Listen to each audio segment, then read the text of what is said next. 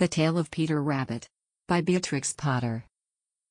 Once upon a time there were 4 little rabbits, and their names were Flopsy, Mopsy, Cottontail, and Peter. They lived with their mother in a sandbank, underneath the root of a very big fir tree. "Now, my dears," said old Mrs. Rabbit one morning, "you may go into the fields or down the lane, but don't go into Mr. McGregor's garden. Your father had an accident there. He was put in a pie by Mrs. McGregor. Now run along, and don't get into mischief. I am going out."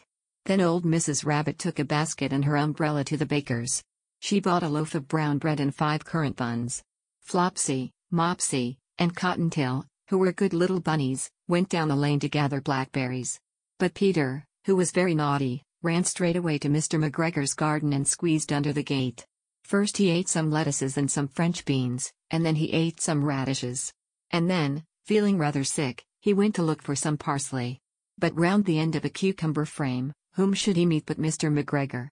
Mr. McGregor was on his hands and knees planting out young cabbages, but he jumped up and ran after Peter, waving a rake and calling out, "Stop, thief!" Peter was most dreadfully frightened. He rushed all over the garden, for he had forgotten the way back to the gate. He lost one of his shoes among the cabbages, and the other shoe amongst the potatoes. After losing them, he ran on 4 legs and went faster, so that I think he might have got away altogether if he had not unfortunately run into a gooseberry net, and got caught by the large buttons on his jacket. It was a blue jacket with brass buttons, quite new. Peter gave himself up for lost, and shed big tears, but his sobs were overheard by some friendly sparrows, who flew to him in great excitement, and implored him to exert himself. Mr. McGregor came up with a sieve, which he intended to pop upon the top of Peter, but Peter wriggled out just in time, leaving his jacket behind him, and rushed into the tool shed, and jumped into a can. It would have been a beautiful thing to hide in, if it had not had so much water in it. Mr. McGregor was quite sure that Peter was somewhere in the tool shed, perhaps hidden underneath a flower butt. He began to turn them over carefully, looking under each. Presently Peter sneezed. "Achoo!" Mr. McGregor was after him in no time, and tried to put his foot upon Peter, who jumped out of the window, upsetting 3 plants. The window was too small for Mr. McGregor, and he was tired of running after Peter. He went back to his work. Peter sat down to rest. He was out of breath and trembling with fright, and he had not the least idea which way to go. Also he was very damp with sitting in that can. After a time he began to wander about, going lippity, lippity, not very fast, and looking all around. He found a door in a wall, but it was locked, and there was no room for a fat little rabbit to squeeze underneath. An old mouse was running in and out over the stone doorstep, carrying peas and beans to her family in the wood. Peter asked her the way to the gate, but she had such a large pea in her mouth that she could not answer. She only shook her head at him. Peter began to cry. Then he tried to find his way straight across the garden, but he became more and more puzzled.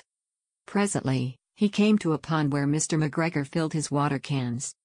A white cat was staring at some goldfish. She sat very, very still, but now and then the tip of her tail twitched as if it were alive. Peter thought it best to go away without speaking to her. He had heard about cats from his cousin, little Benjamin Bunny. He went back towards the tool shed, but suddenly, quite close to him, he heard the noise of a hoe, a scrrrich, scratch, scratch, scritch. Peter scuttered underneath the bushes. But presently, as nothing happened, he came out, and climbed upon a wheelbarrow, and peeped over. The first thing he saw was Mr. McGregor hoeing onions. His back was turned towards Peter, and beyond him was the gate. Peter got down very quietly off the wheelbarrow, and started running as fast as he could go, along a straight walk behind some blackcurrant bushes. Mr. McGregor caught sight of him at the corner, but Peter did not care. He slipped underneath the gate, and was safe at last in the wood outside the garden. Mr. McGregor hung up the little jacket and the shoes for a scarecrow to frighten the blackbirds. Peter never stopped running or looked behind him till he got home to the big fir tree.